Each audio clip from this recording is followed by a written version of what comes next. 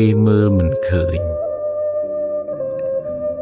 បើអ្នកធ្វើល្អហើយគេមើលមិនឃើញមានន័យថាភ្នែកគេមានបញ្ហាអំពើល្អដែលអ្នកបានធ្វើហើយមិនបានសាបរលាបទៅវិញព្រោះគេមើលមិនឃើញឡើយតែបើអ្នកតូចចិត្តអន់ចិត្តមួម៉ៅនឹងគេអំពើល្អរបស់អ្នកបែរជាអបរស្មីលែងមានសម្រស់ព្រោះចិត្តខឹងនោះឯងសូមកុំបាក់ទឹកចិត្តកុំអស់កម្លាំងក្នុងការសាងអំពើល្អអីព្រោះបើគេមិនពេញចិត្តនឹងអ្នកទោះបីអ្នកខំធ្វើល្អប៉ុណ្ណាក៏គេនៅតែមើលមិនឃើញដដែលរក្សាជំហរផ្ដល់កម្លាំងចិត្តឲ្យខ្លួនឯងរក្សាកាយវាចាឲ្យបានល្អប្រាប់ខ្លួនឯងថាអំពើល្អនោះជាកំណប់បុណ្យជាទ្រព្យខាងក្នុងរបស់អ្នក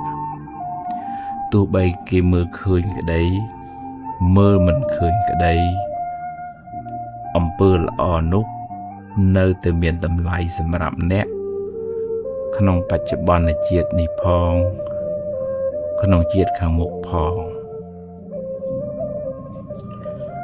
ម្យ៉ាងទៀតយើងទាំងអស់គ្នារួមរស់នៅក្នុងសង្គមជាមួយគ្នាយើងជៀសមិនផុតពីការមានទំនាក់ទំនងល្អដាក់គ្នាទេគួរចេះឲ្យតម្លៃផ្ដល់កម្លាំងចិត្តលើកសរសើរចំណុចល្អរបស់អ្នកដទៃកុំមានចិត្តចង្អៀតចង្អល់កុំចរណែនឈ្នានីសឡើយព្រោះវាជាហេតុនាំឲ្យឆ្លោះទាស់ទែងគ្នានិងមានពៀវេរាវែងឆ្ងាយការចេះឲ្យតម្លៃគ្នាទៅវិញទៅមកការលើកសរសើរចំណុចល្អរបស់អ្នកដទៃអ្នកឈ្មោះថាបានបណ្ដុះបានពង្រីកអំពើល្អផងបានសាងបុណ្យផងសាងមិត្តភាពផងនិងជាធម៌នាំឲ្យកើតសាមគ្គីភាពផង